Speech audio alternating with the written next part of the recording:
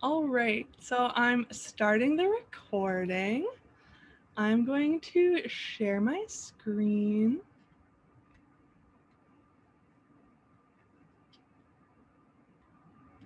Perfect. Can you guys see that? Yeah. Thank you. Okay. All right, so today we're talking about the moon phases and progressions. Just before we start, I wanted to talk a little bit about the headlines that occurred on the day of February 17th, the day that the Uranus Saturn square went direct. So, as we kind of know, there was the whole Texas situation with the failing power grid versus kind of the unexpected natural phenomenon. And I think that's interesting because one of the indications for Uranus in Taurus is an increase in like more catastrophic natural phenomenon. And I feel like we haven't, I mean, we've definitely seen some like the fires, but I was expecting more. So I think it's interesting that this is kind of activating that because, as I mentioned earlier, I think that this is tying into the story of the United States Pluto return. So the failing infrastructure, which is Saturn not being able to meet the needs of the Uranus in Taurus.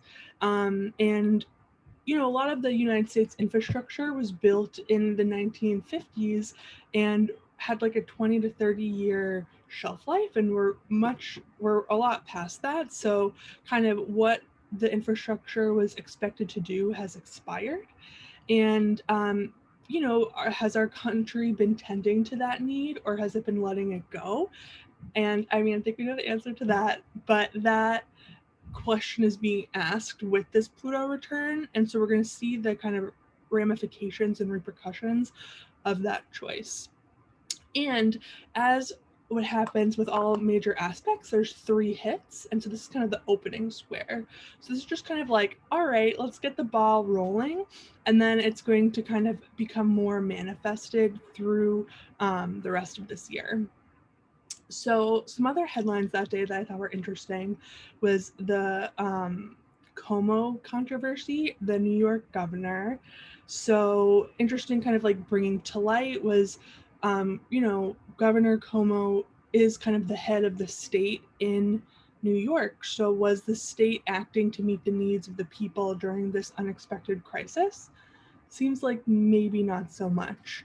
Also, just because I still don't think that Trump is gone forever. It was interesting that the Trump versus McConnell fight was that day.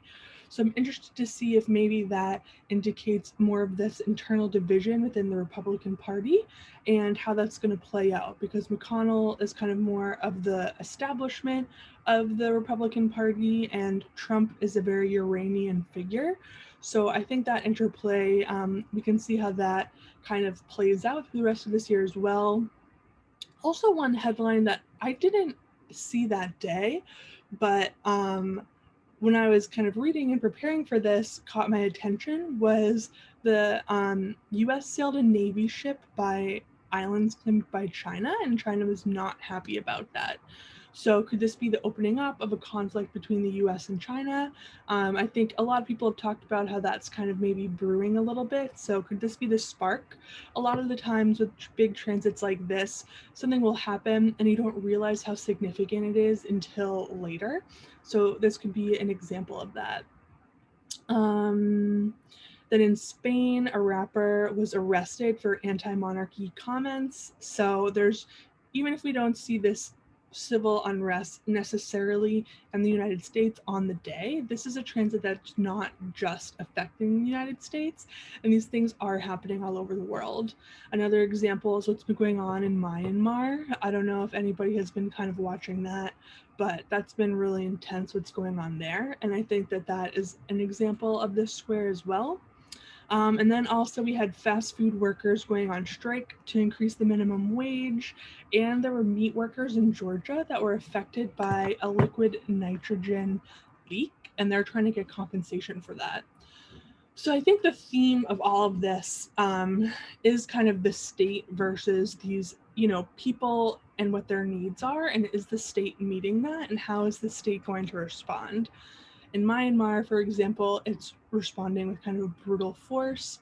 In France, there's some authoritarian themes going on about the state responding to things. In the United States right now, it seems kind of like apathy, but then have been an increase in ICE deportations. So it kind of depends on the segment of the population, how you feel about that.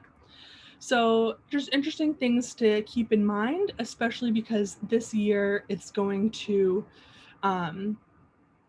these tensions are going to be heightened. So anyway, just wanted to mention that. So some things to think about as we kind of go through with this kind of major transit, because the ramifications are going to be felt through the next few years. So moving on to today's topic, we're going to be talking about the moon phases and progressions in general, with a specific emphasis on moon progressions. So this is a very popular timing technique, and as I was mentioning earlier, it's a technique that really makes me feel like we are cogs in a machine and have no free will at all, because the timing is just like in every chart I look at, in my chart, the people around me, it's just the timing is like, very spot on. So this is a great technique. Anyone can use this one. This isn't one that you need lots of specialized knowledge on. You just need an ephemeris, which you can find online, and you can apply this to your chart, your friends' charts, your family's charts, and get a lot out of it. So this just kind of is telling us what we're going to be going on over today. The progressions, progressed moon, moon phases, and then the ingresses, stations, and transits of the month.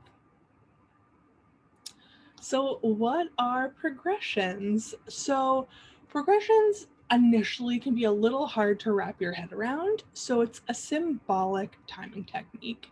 The timing technique that people are most familiar with are transits.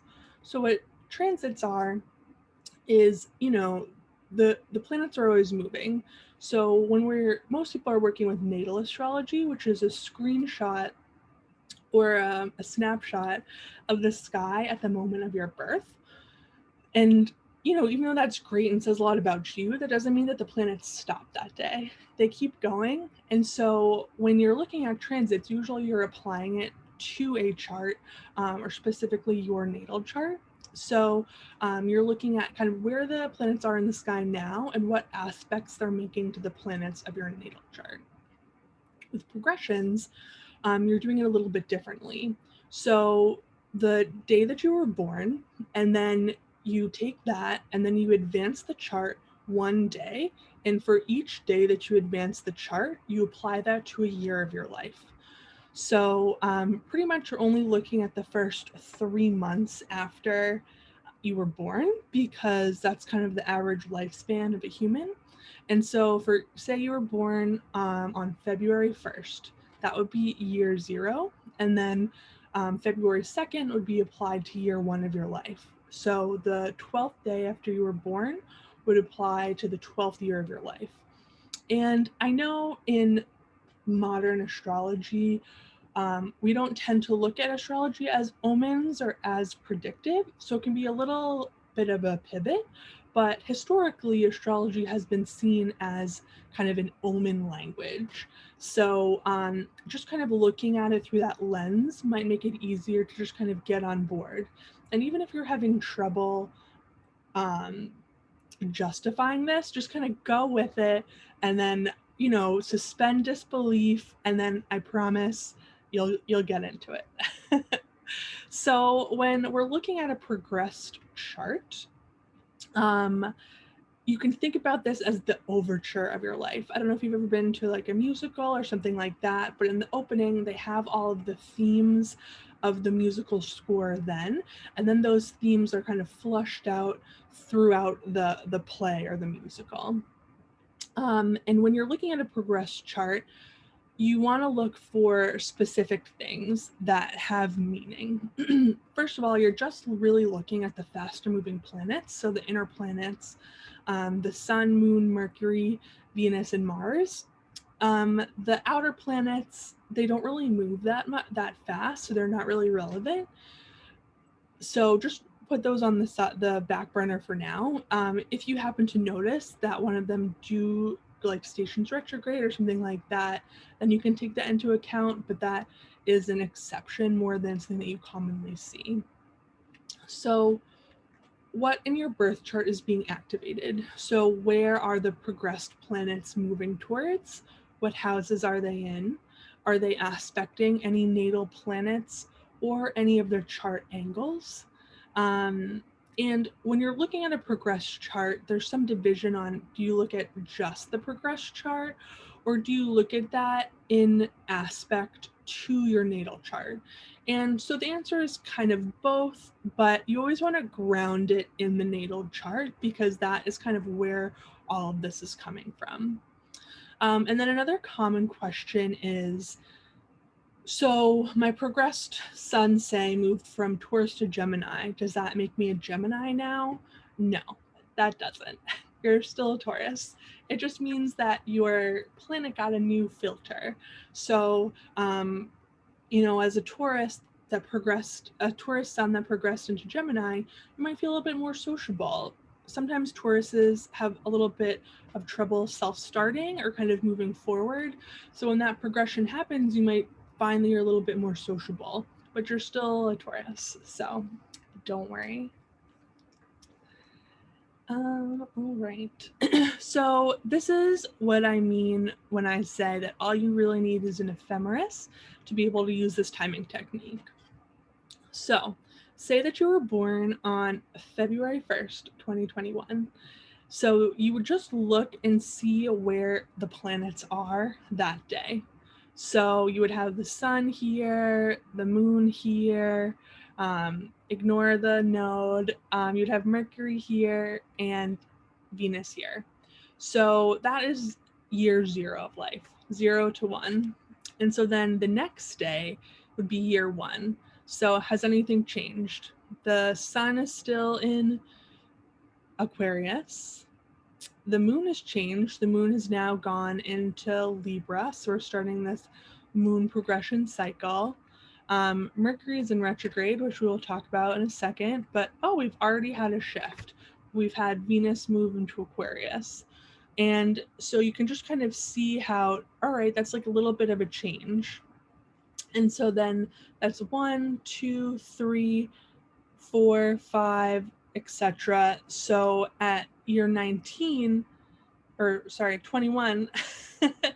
you would have the sun progress from Aquarius over into Pisces. So you can literally map this out. And so if you were an astrologer and you were talking to a client, you would say, oh, okay, this progression happened. And you would kind of talk to them about maybe some changes that had happened that year. And so then what's interesting with the retrograde, so some people are born kind of at the early part of a retrograde cycle, and so their planet initially goes backwards. So it might not leave that sign and progress to another sign for a long time into the native's life.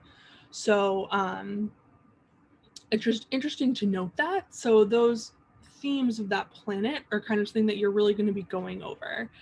And once that planet goes direct, they'll kind of start to feel more movement in that area of their life. So for this native, Mercury is in retrograde. So once it goes out of retrograde, they might find school a little bit easier, or the ability to communicate with others a little bit easier. So you'll find that station indicates a pivot point in their life. Any questions so far? I know this is like, it can be a little hard to wrap your head around initially. Okay. So I am using my chart as an example. Sorry to use my chart, but my chart just has a lot going on that I think really illustrates these points. So this is just, a natal chart that you're used to. Just some things to notice is that Mercury and Venus are retrograde. So when you look at a chart, this is familiar to everyone. This is what a natal chart looks like. So then this is a natal chart compared to the transits. So not a progress chart. So you see, okay, this all the planets in Aquarius right now. So when you're looking at a transit chart, you're saying, okay, this is where the planets are now. How are they making aspect to this natal planets and angles? So we're familiar with that. So then when we moved into a progress chart, you can see that unlike the transit chart here, where the planets can be anywhere, they really haven't moved that far. So we're looking at kind of really a small amount of movement, but that small amount of movement has a big impact on a native's life. So as I mentioned earlier, this native, me, had a natal Venus and Mercury that were retrograde. So even though I'm 35, my Venus is only 2 degrees past where my natal Venus was, because it had to go all the way through that retrograde and come back. So it's not even gonna move into Taurus until 2043. So a long time of this Venus in Aries energy in my life, where some person it could be like practically in Gemini by now. And then the Mercury, the natal Mercury, only moved into Taurus in 2019. So again, really far into my life, these changes happened. So then other things to look for. So the sun, it has been progressing. The sun never goes retrograde, is towards the end of Taurus. And so if I was coaching this native, me, I would say, oh, okay, in the next few years, this sun is going to be hitting this ascendant, and that would be something that's significant that you want to look for. So when you're looking at your charts, again, things you want to look for, are there any natal retrogrades, and what year did it go station direct, or did a planet station retrograde? What year did a planet ingress into another sign? And is a planet about to hit any angles or native planets as well? And fixed stars do count, but if you're not familiar with fixed stars, don't worry about it. Okay, any questions so far? I have a question. So Sure. I guess, so in terms of the progress stuff, we're talking about like looking at what year different planets went retrograde or direct, but wouldn't like the span of somebody's progressed planets only span like 3 months or so after their birth? So why would we look further into like what year things happen versus just like which month? Because each day after your birth applies to a year. So that day, say a planet went retrograde 15 days after you were born. So that would apply to the 15th year of your life, that there'll be a change in the quality of that planet, because it's a symbolic based timing technique. So again, say that Mercury stationed direct on the 15th day after you were born.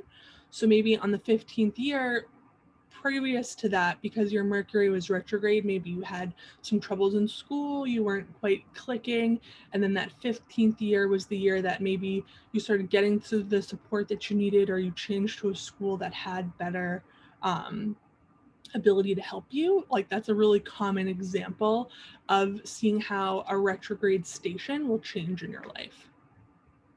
Gotcha. So when we talk about like which year something changed, we basically mean which few weeks or days after your birth, and you apply it to the year. Exactly. Yes. Okay. So yeah, it's like a very kind of like a fractal view of reality, or kind of like an as above, so below view of reality. And even if that's not the view of reality that you subscribe to, this might make you change your mind, or just kind of go with it for now and kind of sit in that discomfort and just kind of see if you can make sense of this regardless. That was a great question, though. Thank you. Does anybody else have a question? Is this making sense so far? Good morning. Good morning, Megan. Good morning. So So I was told that I was born with a progressed moon. So, um, everyone's moon progresses past its natal placement. So we're all born with a moon that goes through a progressed cycle. Okay, so what is that exactly? Like the definition? Yeah, so we did talk about that in the beginning, but we can go over that. Sorry, because I was waiting. It said that I was waiting to get in, but then I was like, well, I'm just gonna try it anyways. I No, apologize. that's okay. So a progression is a symbolic timing technique where the movement of the planets for the next 3 months after you were born, each day applies to a year. So 5 days after you were born, whatever the planets are doing will apply to the 5th year of your life and kind of going forward. So 45 days after you were born will apply to the 45th year of life. So you can look at it through an ephemeris, or you can just put it in like a chart calculator. But it's easy to visualize with an ephemeris because you say, oh, okay, that's the year I was born, or that's the day I was born. That'll be year 1, year 2, etc. And we're going to go through the moon phases and the progressed moon in just a minute. Does that make sense? Yes. I'm going to assume that silence means yes. Oh yes, thank you so much. Yeah, you're welcome. Okay. So now that we have an idea of what a progressed planet is, great question. Why does everyone talk about the progressed moon? Why is the moon so important when we're talking about progressed planets? The answer is because the moon is the fastest moving planet in the sky. Over like 28 days or so, 28, 29 days, you get a full moon cycle. So if you live to be 90, you're going to have 3 of these in your life. Whereas you're never going to have a full cycle of any other planet. So, again, when you're looking at charts, it can be, I just think it's nice to ground it in the actual planet itself and what it's doing.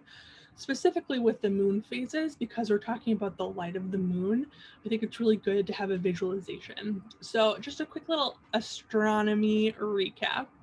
So, when you have the new moon, the sky is, or it's dark. You can't see it. It's when the moon is closest to the sun, but it's obscured by the sun. So, from the position of the Earth, we don't see any light.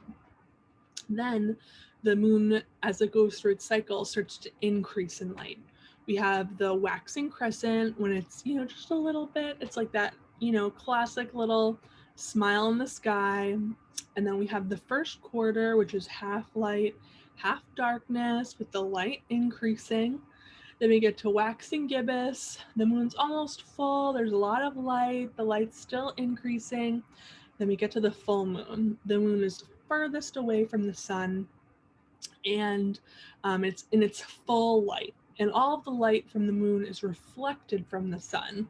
So the moon and the sun have a special relationship. Then, after the full moon, the light starts to diminish. We get the waning gibbous. So there's still a lot of light, but that darkness is starting to increase. The third quarter, or the waning quarter, half light, half darkness, but the darkness is increasing.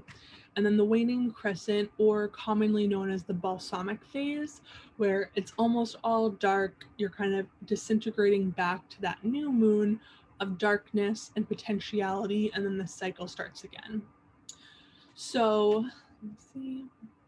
So, with the progressed moon and the progressed moon cycle, each one of those phases is very important. And each of us was born under a specific moon phase. And that is what we call our natal moon phase. And that kind of imprints a certain energy signature on ourselves and how we kind of go about our day-to-day way of getting our needs met. And when you talk about our progressed moon, it shows the cycle that the moon continues to go about. So it can get a little confusing because you got a lot of moons walking around here. And so one thing to keep in mind is that no matter where you were when you were born, your progressed moon cycle kind of starts at the next new moon after you were born. So you could start that really later on in life if you were born kind of right afterwards, or maybe it starts to kind of, depending on your moon phase, will depend on kind of where that is and kind of where you are currently in your progressed moon cycle. So the progressed moon cycle can indicate cycles of kind of fertility and creativity, but not fertility in a biological sense, although that could certainly be the case, but more like, what are you creating in the world? What are your impulses? What is this dream that you're trying to manifest that is inside of you and is trying to kind of meet the needs of the moment? So it's fertility in a more of an esoteric and kind of soul sense. And when you're looking at the progressed moon cycle, it's about a 28 to 30 year cycle. And the progressed moon moves about 1 degree a month. So you'll just kind of see that go through the cycles. So things to kind of ask yourself right now when you're looking at your chart, or when we're about to look at your chart, and just to kind of ask yourself is, what do you need right now to feed your inner purpose? So when you're looking at your progressed moon sign and modality, that will give you kind of clues of what you need right now to feed your inner purpose. Is it time to step into the spotlight? Are you in a light increasing phase of your process, or more of a light decreasing phase?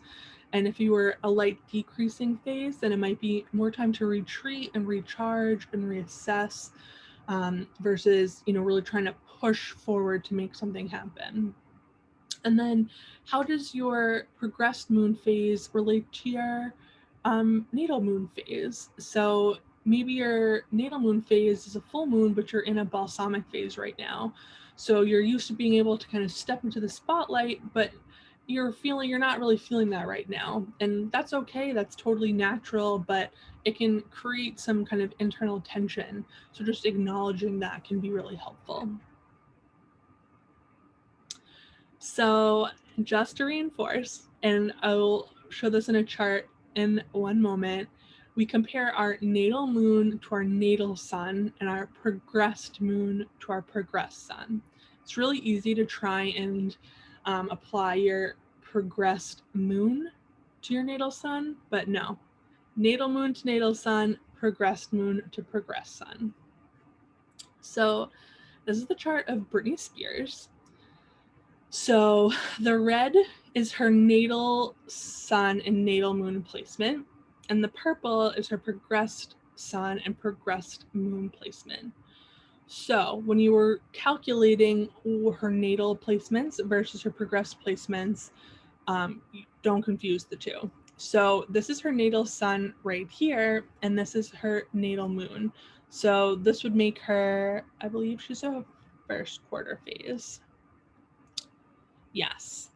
So naturally, she's kind of in that increase of the light personality type. But her progressed moon is over here in Capricorn, and her progressed moon is up here in Cancer. And she's still in a full moon phase, and she just had her exact full moon phase. And it's really interesting kind of what's going on with her right now, because the Free Britney momentum has really picked up. So really interesting that that's happening to her during a full moon phase. She's kind of thrust back into the spotlight. People are kind of seeing the injustices that was done to her, and they want to do something about it. So right now she's in a culmination of things that have been going on behind the scenes for the past 15 years. But if we compared her natal sun to the progressed moon, we wouldn't see quite that exact analysis. We'd think she was past her peak already. But again, that's not the case. Does that make sense? I know this can be a little confusing. Yes? Okay. All right. So Excuse me, Megan, I have a quick question. So when we go into Astro, we're supposed to do natal chart and progressions, what we're supposed to be looking at yes. and you just okay. All right, thank you. I just wanted to make sure had the right thing. Thank you so much. Yeah, and so it should be a dual chart, and it should show your natal chart on the inside and then your progress chart on the outside. Yes, I have that. Okay. Thank you. Thank you. You're welcome. So there's a couple different ways to calculate the phase of your progressed moon. So I usually eyeball it, but I know that can be difficult for people just starting out. So you can count the degrees. I just have a lot of Aries and find that time consuming. But so say your sun was here, and then you would kind of go around the chart to see how many degrees away from your sun your moon was.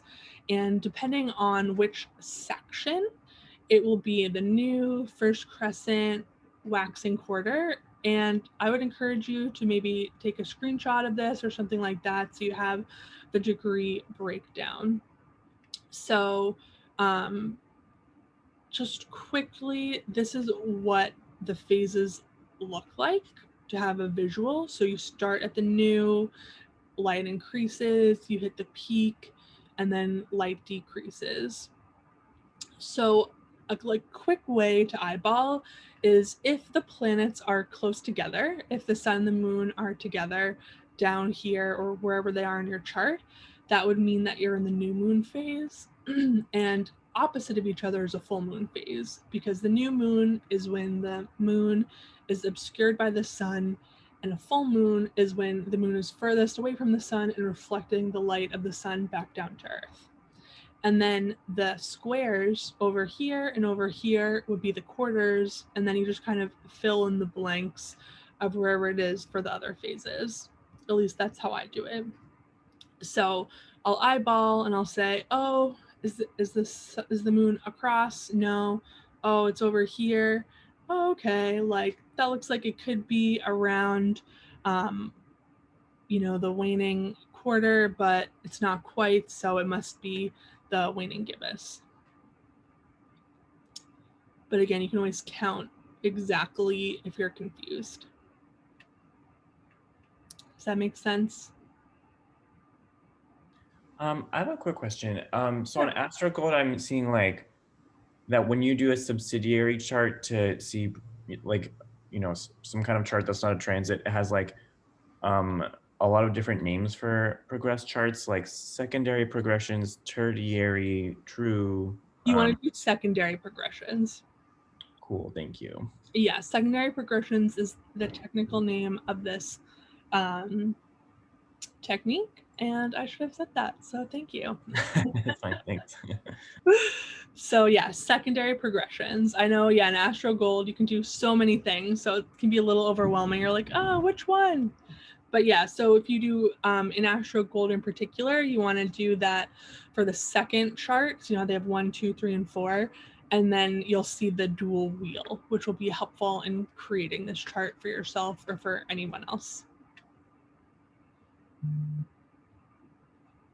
Okay. All right. So now we're going to go through the phases. Has everyone been able to find their progressed moon? Megan. Yes. Could you repeat that website that you go on? Is it Astro Go or Astro Gold? Astro Gold is a professional software. It's not a website. Oh, okay. All right. Thank you. But astro.com can do this and pretty much anything that you need. So astro.com in the extended chart section is like really great. Okay, thank you. Yeah, I used that for a really long time. Okay. So for the moon phases, I have a little bit about the phases, and then I have a chart example of a native, and then we'll talk about them and their progressed state as well. So new moon natives, so this is kind of the beginning of the cycle. They're pure potentiality. You can think about it as the seed in the ground that's being planted. A seed doesn't really know what it's going to be yet, but it knows that it wants to grow. It knows that it wants to be something, even if it doesn't know what that something is. It just has this impulse to life, this impulse to expand. It's in the dark, and it doesn't know why it needs to kind of go out of its shell, but it knows that it has to do that. So new moon natives will feel like they just need to do things, but they won't necessarily be able to verbalize why they need to do that or be able to justify it. And these new moon natives kind of need the support of the people around them and need to be seen and validated in what they're doing. So new moon people need to just kind of like try new things and do things for the hell of it and kind of see what works out. And it can be a little difficult in our society that like wants you to have a life path when you're 18 and like have a 5, 10, 30-year plan and start saving for retirement when you're just out of high school, because these people are like, 5-year plan, I don't have a 5-day plan. I need to be able to just do what I need to do and experience the world and understand kind of my place in it and like who I am and why I'm doing these things. And so it can be a little challenging for them to figure out how to not deny this pure potentiality that they have inside of them, in order to just kind of fit into this box of what we expect from people.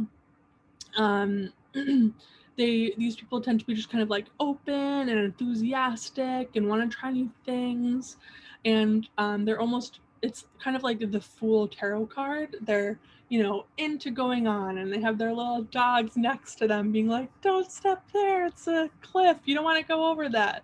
But you know, maybe they do and they'll learn from that experience.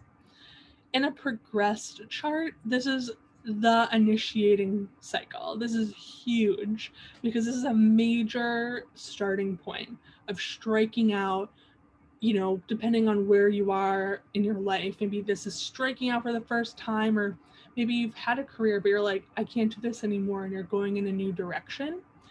So this is when you have the dream. You've been dreaming about this thing, maybe you kind of had an inspiration in some of the past cycles, and now you're like, yes, this is my dream, this is what I need to do, this is what I want to bring into fruition. So it's that potentiality of that dream, that seed that can grow into any plant.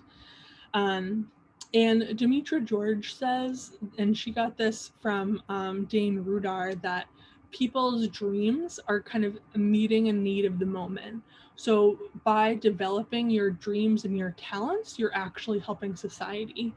And I think that's really nice to hear, because sometimes we feel like by doing what we want to do, we're being selfish because it's not what we should do. But actually, by being yourself, you're being an authentic experience. And usually you're responding to something that was there and you didn't even realize that. So it's almost like listening to your impulses is, it's almost like when you're in this phase, you're being given permission to be yourself and to do what you want to do, because the needs that you're being met, you might not even realize yet because you're still dreaming, and you shouldn't put caps on yourself when you're in a dreaming phase. So when I was looking for chart examples, so like when we get to the full moon phase, there was like a million chart examples for the full moon phase, because full moon people are fine with being in the spotlight, but new moon phase people don't necessarily love that. They're more like internal, and they don't necessarily want a bunch of people analyzing their gifts to the world. So I love this quote from Toni Morrison because I feel like it really embodies a new moon expression. So, and she's a new moon phase. So, in order to be as free as I possibly can in my own imagination, I can't take positions that are closed. Everything I've ever done in the writing world has been to expand articulation rather than to close it, to open doors, sometimes not even closing the book, leaving the endings open for reinterpretation, revisitation, a little ambiguity. So, Toni Morrison is so talented, and her writing really brings you on a journey and really allows you to kind of imagine what it's like from the perspective of that person.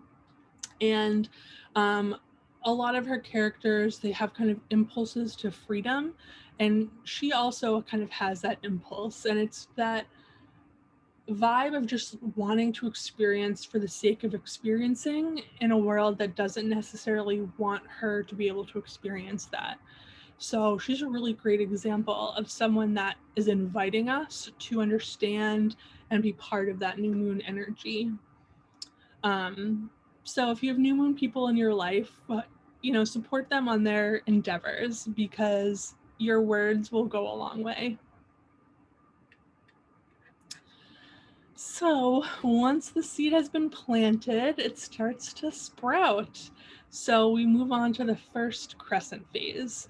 So you've had your dream. You're like, my dream is beautiful. Let me try and bring this into reality. And you immediately start experiencing resistance. People being like, are you sure about that? Just like the seed needs to struggle against gravity and push through the dirt in order to break free of the seedling and the dirt and experiencing the light of the sun, so do these people need to kind of struggle against the inertia of the past, of their home, of their initial culture, to establish themselves and be their own identity and purpose.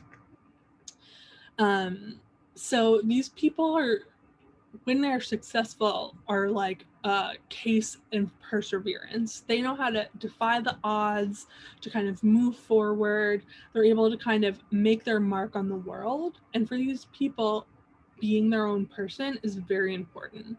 So, say you had a child that was a first moon phase, you should really try and encourage their independence, although karmatically, maybe you wouldn't do that because part of this person's kind of karmatic destiny is struggling against people that are well meaning, that are kind of holding them back. So, generally, these people might want to say, like a great example of this would be someone that is maybe from a more conservative culture, but their true calling is something maybe more out of the mainstream, and loved ones, well meaning, will try and discourage them from going out and doing what they love because that won't be successful, because their loved ones want them to be safe and happy. But in order for these people to be safe and happy, you need to take those risks and do what they want to do, regardless of if it's, okay.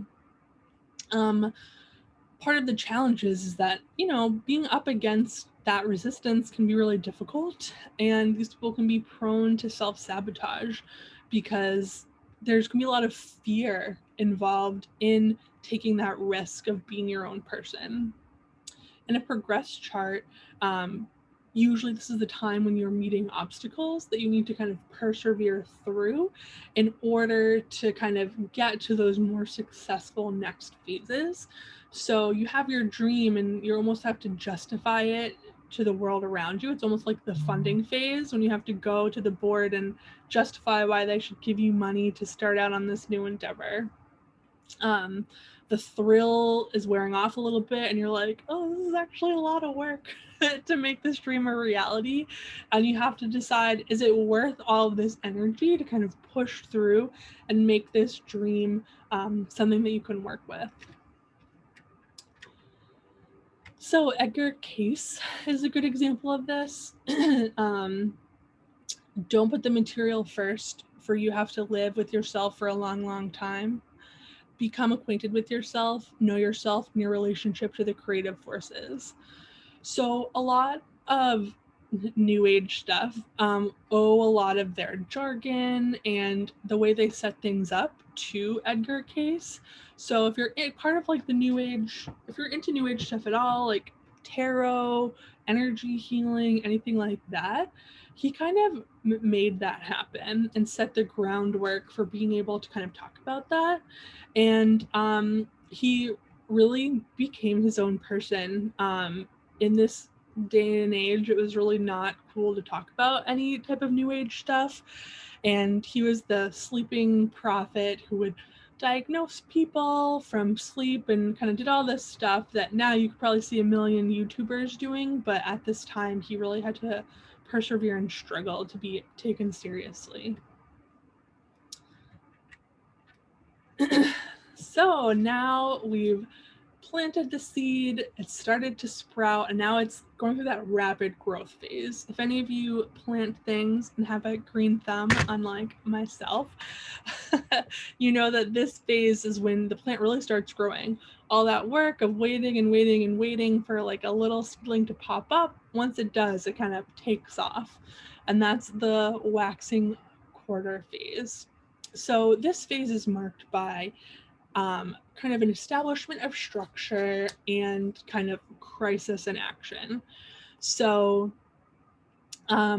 like the seedling that's sprouting up and like making its own mark in the world, this is when people who have this natal placement, like things happen around them a lot. So their lives are kind of marked by external factors that are affecting them, and they kind of need to learn how to channel that and still like do what they want to do, even though they have all this kind of external pressure or external action going on around them, and it can be really distracting and things are happening. And how do you kind of do what you need to do and walk forward even though all of that distraction is kind of going on?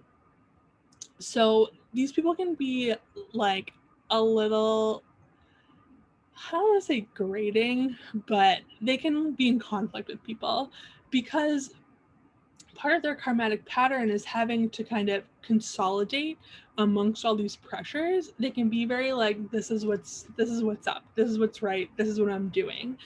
And you know, if you don't like that, well, kind of go away, I don't care. So these natives can be like a little, they don't necessarily care if they're making friends with you if they can get done what they need to get done. But we need that. We need action-oriented people that like get stuff done. Let's see. So this phase is about creating that structure that's going to handle that dream. So the potentiality, the dream has been dreamt. You've got the funding. You've pushed through the naysayers, and now you're kind of implementing what that dream is. And this is the time in the progressed moon phase where you really start to see some of that hard work pay off. This is when people start to get recognition, and when others are like, oh, okay, I'm into what's going on over here. This makes sense. Like, all right, I see what you're trying to build and I'm into it. So a lot of charts, when this happens, this is when you start to get that momentum. So this is the chart of Gianni Versace, and I love this quote, I don't believe in good taste, like from a fashion designer.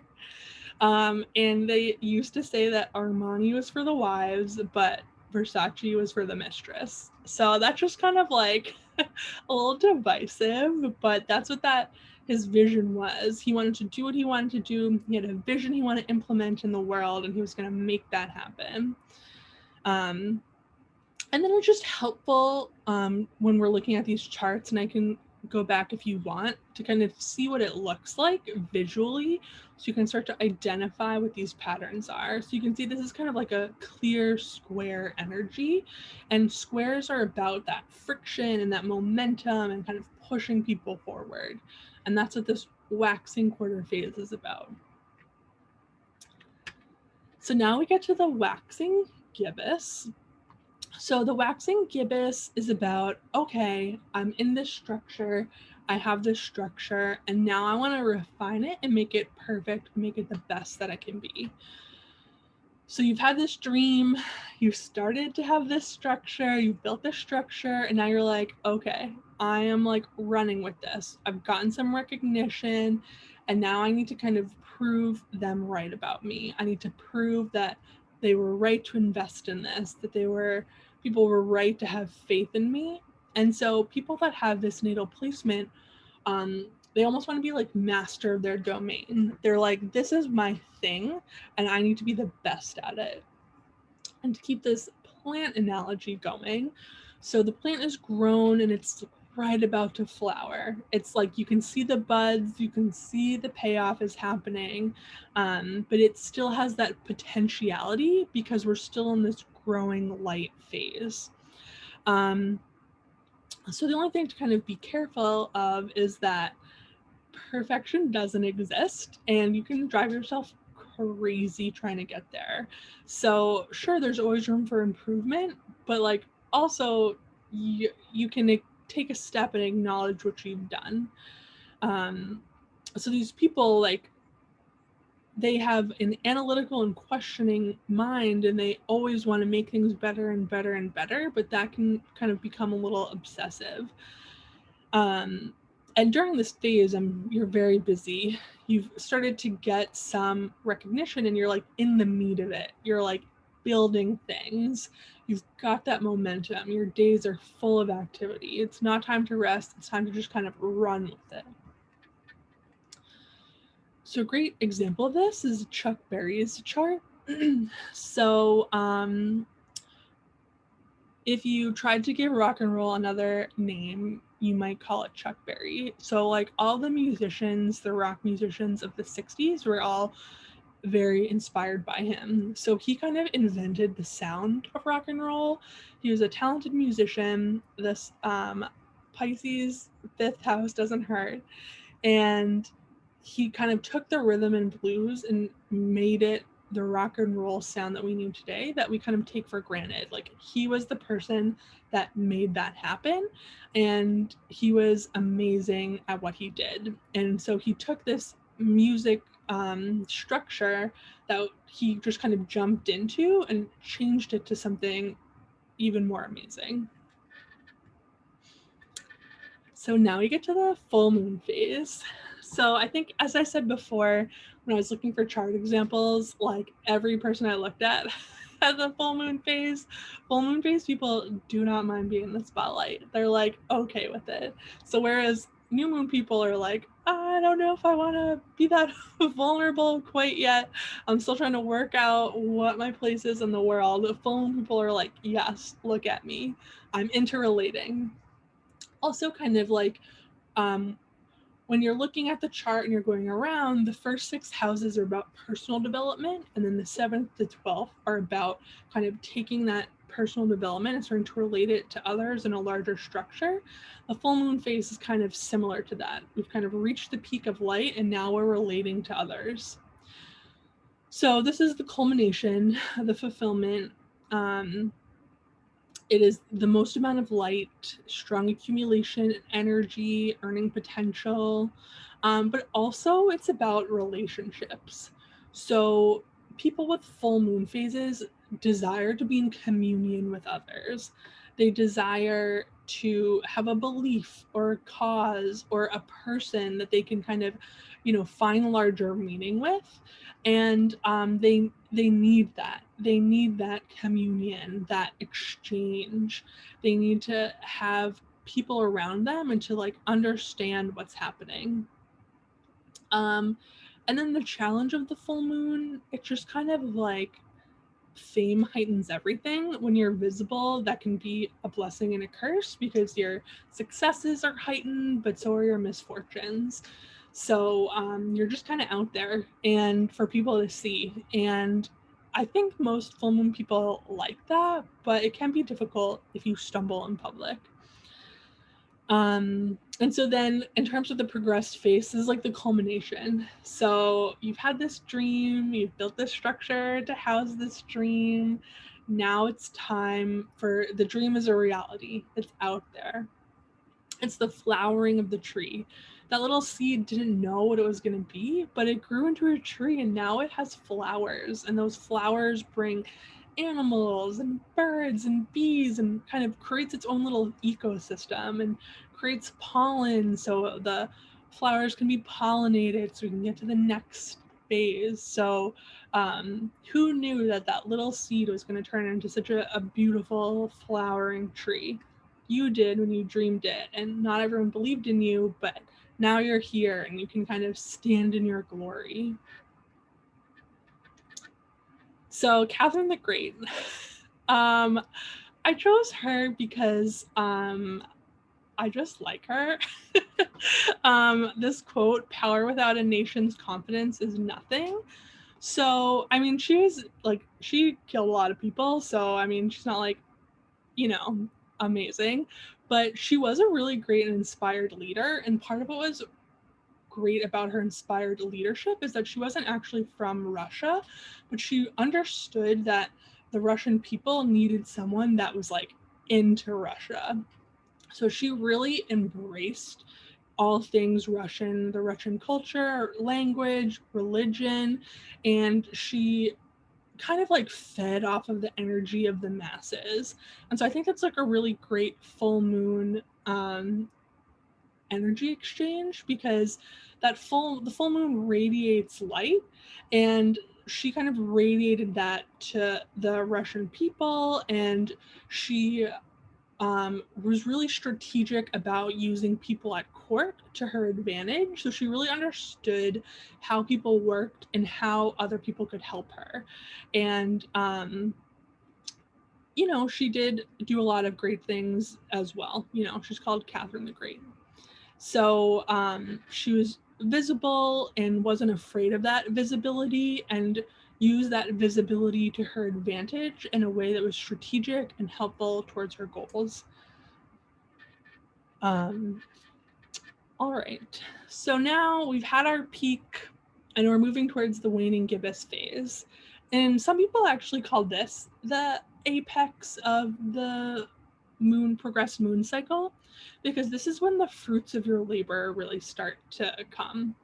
So the apple is kind of the dream made manifest. That little seed has created seeds of its own, and it's created a fruit that you can bite into. So every time you bite into an apple or a fruit, like if you really think about it, you're eating the material potential of a seed from like 20 years ago. So it's just kind of like a really great way to think about that. And an apple isn't just an apple, it was the dream of an apple that had to struggle to get there to you. Um, so you're harvesting literally the fruits of your labor. And yeah, that dream that you had, you're eating the apple and it's delicious. So people that have this natally, they really desire to communicate with others. It's like big teacher energy. They have experienced life and they're like, this is what I've learned, this is what was helpful. And they really want to embody their value system. They want to walk the talk. They want to be that person that they've always wanted to be. They we usually have a value set and they want to be that value set. They want to embody those ideas, that dream. They want to be that person. The thing to be careful about is that not everyone wants to be that dream as well. It's your dream, it's not their dream. And you know, when you're teaching, you get excited, you're full of passion, you want to share your ideas. And then you're like, well, why aren't you as excited as I am about this? And these people need to realize that, you know, they're putting the seeds out there. Not every seed will turn into a tree, but the ones that do will be amazing. And so people will take it or not, and that's okay. And their little nuggets and the seeds that they're putting out there will be received in their own time, in their own way. And you can't control what other people do. You can only control yourself. But they're really in flow when other people are listening to them. So if you have friends that have this, just like let them talk about things that they're excited about. And, you know, I'm sure they'll light up and they'll be really happy about it. So I know I used Ram Dass last time, so sorry about a repeat, but I just feel like he's a really great example of this energy. I would like my life to be a statement of love and compassion, and where it isn't, that's where my work lies. So he like really walked the walk of what he was telling people to do. He wasn't like, do what I say, not what I do. He was like, no, do what I say, and I'm doing it too, and we can all do it together. And, you know, he was like a Waning Gibbous person really in their flow because he was inspiring to so many people. And he had big teacher energy. He was literally a teacher. So it's just, he's a great example of that, you know, sending the seeds out and letting people experience them and really getting his flow on when he was in that place of energy and idea exchange. So, you know, we all go through the cycles. Fall comes after summer. You know, now, so you harvested, you had the dream, the dream got built into structure, you had the flowering, you had the fruit, you ate the fruit, and now you're like, well, you know, actually I could do it better next time. So the waning quarter phase is when you're like, you know, that tree was great, but next time I could maybe make that more delicious, or I could, you know, make my rows a little straighter to grow more trees. Or this is kind of what I learned from that success was great, but, you know, these were the things that were wrong with it that I would change if I was going to do it again. Or maybe you're like, farming is not for me. I've had it with these trees. I need to do something else. So this is kind of the phase in the progress cycle where you're reassessing if that was for you, or if you want to do something else, or if you're going to do something better next time. And people that have this energy natally, they're kind of they're people who are like skeptical or want to change structures that they're part of. So they'll assess structures and they'll be like, no, that's a problem, that's a problem, that's a problem, we need to change this. And the other thing that can happen, the other thing that can happen is that they can have big shifts internally that will cause them to just like walk away.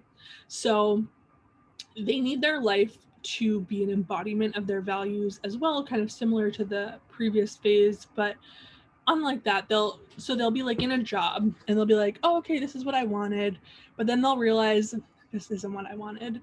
They'll be like, this doesn't match my values, I hate being here, and they'll just kind of go along with it on the outside, but internally they've already made up their mind that they're leaving. They're like, I'm out. And so for them but they could still be at that job for like a few months or even years while they're kind of getting their act together for the next move. So their friends and family and coworkers will be really surprised when they end up leaving, but they've already been done for like a year or a month, and they were just waiting for the right time for the next thing. So these people can have kind of sudden changes, but that internal radical shift is part of what they need to do because they need to look to the future and they need to break with the hold of the past on them. So they just, if it's not for them, it's not for them. And these people are the type of people that will like walk away from super lucrative careers, or they'll have built something big and everyone's like, oh my gosh, that's amazing, and they'll be like, I'm over it, and just walk away. And people will be like, how could you walk away from that? Like, I would kill to have that. But you know, it just doesn't resonate with them anymore, and that's fine. They'll do something better next time. So a person that really embodies this is Billie Jean King.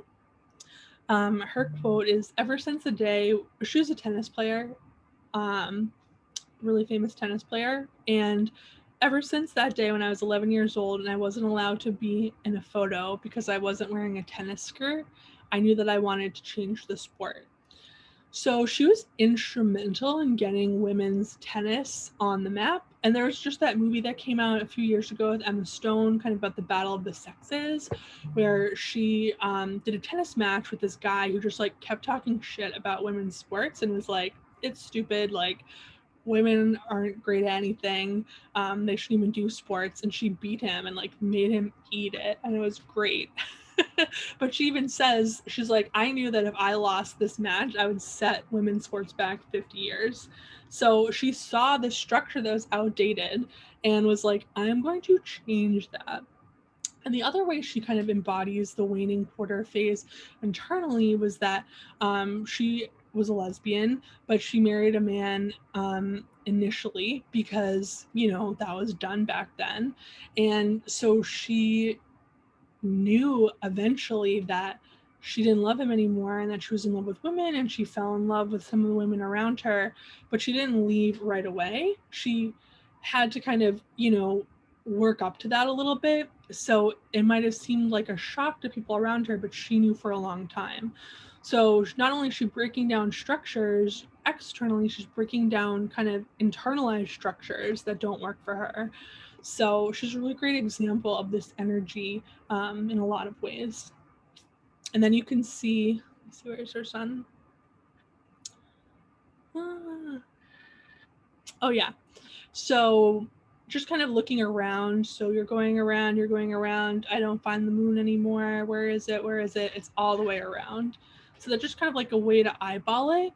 Or what I usually do is I go across and I'm like, oh, where's the moon? It's all the way over here. So just kind of a way to kind of get familiar with charts and how to kind of find these different phases without having to break out your ephemeris. Just learn to start eyeballing it. So the balsamic phase. So Demetra George says in her lectures that like most people that come, or a lot of people that come to her are in this phase because they're like, I don't know what I'm doing, I need help. So this is the last phase before the new moon again. And it's about kind of dissolving into the darkness. So you had that dream, you made it manifest, you got the fruits of that labor, you started to realize what was wrong with it, and maybe actually in the last phase you started getting a little whisper, a hint of what you kind of wanted, what you wanted to do next. Here it's like, all right, well, everything I've done before is kind of dissolving, I'm reassessing, I don't know what I want to do for the next time, these structures are breaking down. And you know, this can be a tough time. You can be feeling really isolated. You can feel a little depressed. You could get some health problems. Not to say that you're going to do that. Everyone here is over 30, so you've been through one of these phases before at least. You've lived through it. You're going to be okay. You'll get through the next one. But it is a challenging time. And, you know, change is never easy. Breaking down of what was familiar is never easy, but it needs to be done. You know, winter is coming. Winter has come, and we need winter in order for spring to come again. So it's kind of, if you remember way at the beginning when I said, is it time to take action in the world or is it time to retreat and reassess? This is the retreat and reassess time. You need to kind of go back into the earth and kind of recorporate some of your resources so that you have the energy to do this again. People that have this natally can feel very in between two worlds. You can feel like you have one foot in the past, one foot in the future, so you're out of touch with the present. People might not understand you. As a child, you might have really related to older people because you felt like an old soul. And you're like, why are these kids running around? And, you know, your grandmother was like, you're a kid too, you should be running around. But you just have a sense of wisdom and a sense of ability to see and vision that other people don't necessarily have. So it can be difficult to relate that to people around you. But, you know, we need fertilizer in order to grow a new garden. And this is the time to kind of take what didn't work about those old structures and turn that into fertilizer so that you can build a better garden. People that have this natal placement also often feel a sense of destiny. So you might have like really intense karmatic relationships that just kind of go poof, and you're like, why did I feel like I had a 10-year relationship with this person in like a month? But that's pretty common of balsamic phase people.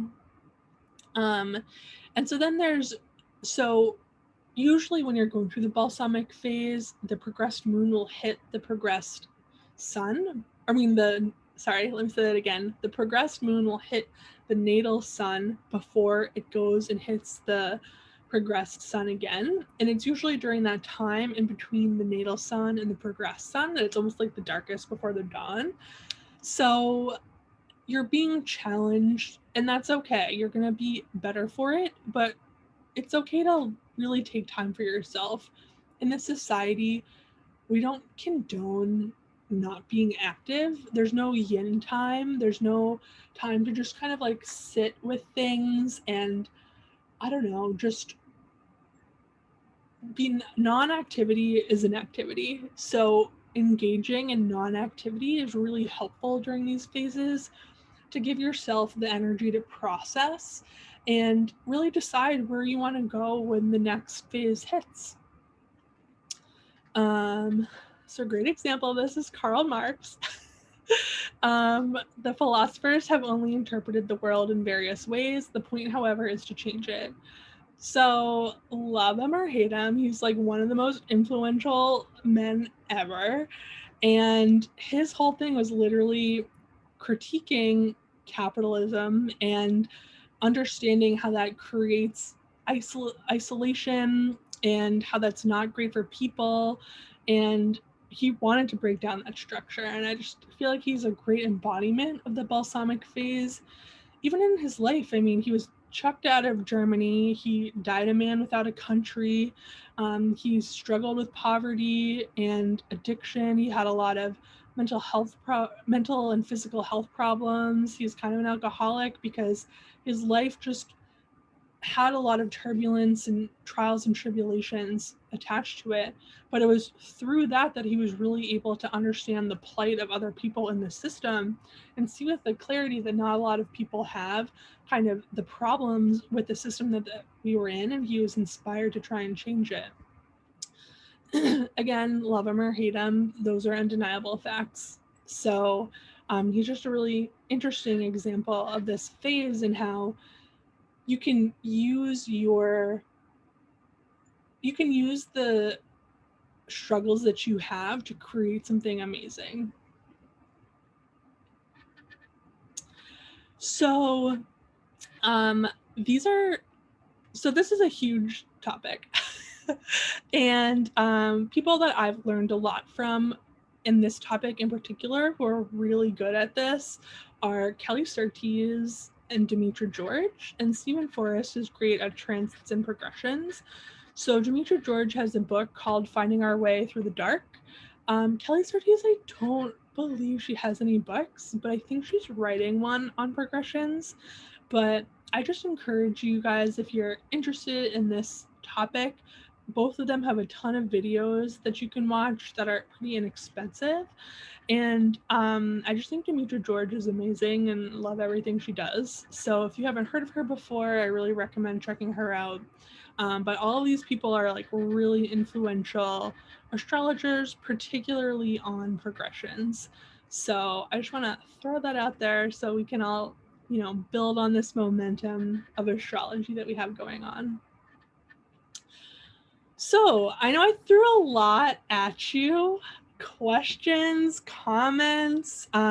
So what we're going to do next before I answer those is we'll talk about the transits and ingresses, and then afterwards I'll stop the video and we can go over your individual progressions. But so let me know if you have any questions or anything now, and then you can go over it later. I have a general, I don't know if it's general, I have a pretty specific question about what your thoughts on the moon in general, because I know that in astrology we see every planet as like a fate point in the sky, and I've come across some really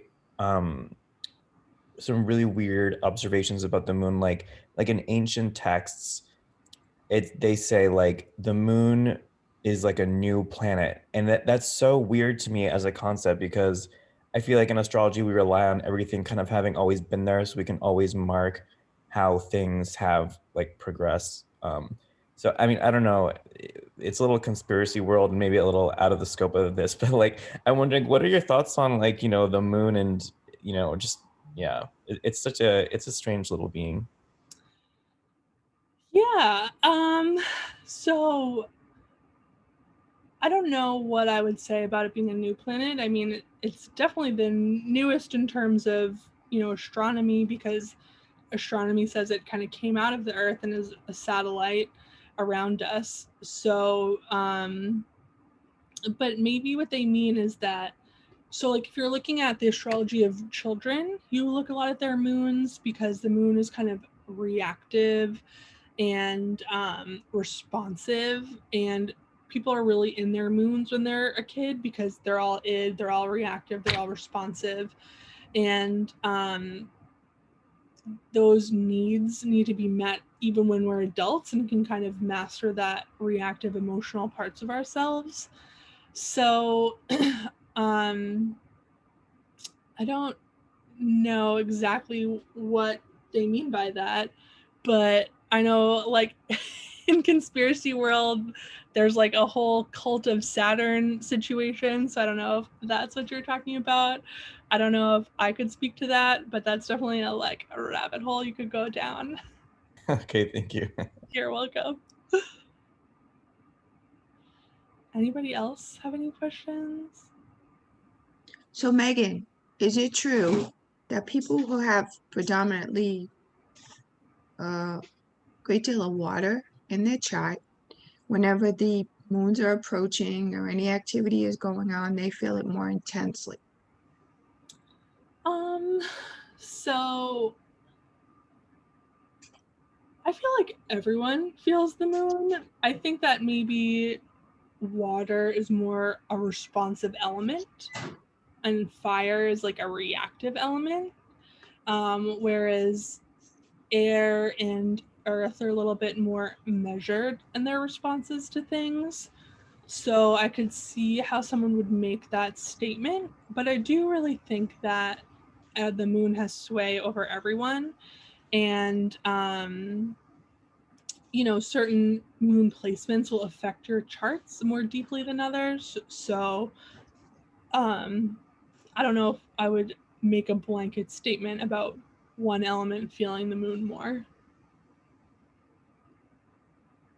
Okay, because I know I'm double water, and I know like with all this going on out here now, and just the with the moon, I know it really like affects me. So Yeah, I mean, I think that, maybe your moon is exalted in your chart. I'm not sure, but I think people have different sensitivities to different planets. And one thing that I know Kelly Surtees says all the time is that not everything is active all the time. So maybe you're in like a moon progress, a moon Time Lord year or something like that, and then that moon would be um, more influential on your chart versus, maybe if you were in a Mars perfection year, Mars would be more influential on your chart. So I think it is a little bit more subjective, and there I would always say that I would need to see the chart to make an assessment like that, if that makes sense.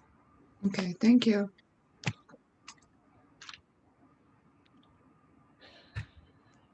Great. Any other questions? All right.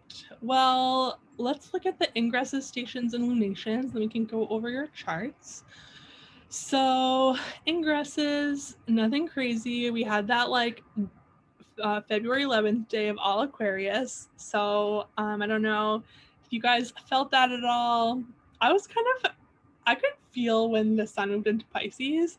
I was all like dreamy for a day, and I was like, what is going on? And then I was like, I think the sun might have moved into Pisces. So I was definitely kind of enjoying this little more Piscean dreamy vibe. I don't know if my productivity likes it, but my soul likes it. um we have the Mercury stationing direct, which is thank God that happened today.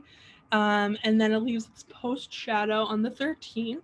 So that's always nice to have that over with. And then we have some upcoming full moons and new moons. So the next full moon is in Virgo. And I kind of think that'll be nice. I think it'll be nice to have an Earth moon, even though it will kind of activate some of the Uranus stuff going on. But I just think that'll be kind of grounding, and we need a little grounding Earth right now. Let's see. And then I'm excited for Aries season coming up, so that'll be fun. I think our next class is on the equinox. That wasn't on purpose, but just a happy coincidence. And then some transits. The 25th, I'm interested to see what happens later on this week on that day, because Mars is conjuncting fixed star Algol. So we'll see if, maybe some Texans are still mad at Ted Cruz. So we'll see what happens there. And then there's another one. Oh yeah, so then some later in March will be interesting. I'm interested for this down here, but we'll have a meeting before then. And let's see. Yeah, the sun conjuncting Neptune. I think we're just going to have kind of a dreamy March. And I think it might give us some little peeks of what's going to happen when we get that little brief foray of Jupiter into Pisces, which I know we're all really looking forward to. So yeah, it's not as crazy as it was the past few months. So yeah, all right. Megan.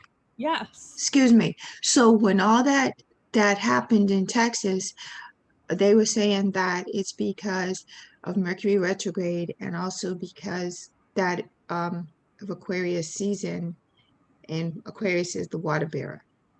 Yeah, we were talking about that earlier. I think it's sorry. No worries. I think it's because of the Uranus Saturn square. Because Saturn is infrastructure and Uranus is kind of like unexpected natural phenomena. And I think that that's tying into the upcoming United States Pluto return. So I think that that's really interesting. And I think we're going to kind of see more infrastructure breakdown as we get closer to that exact Pluto return. But the Mercury retrograde didn't help for sure.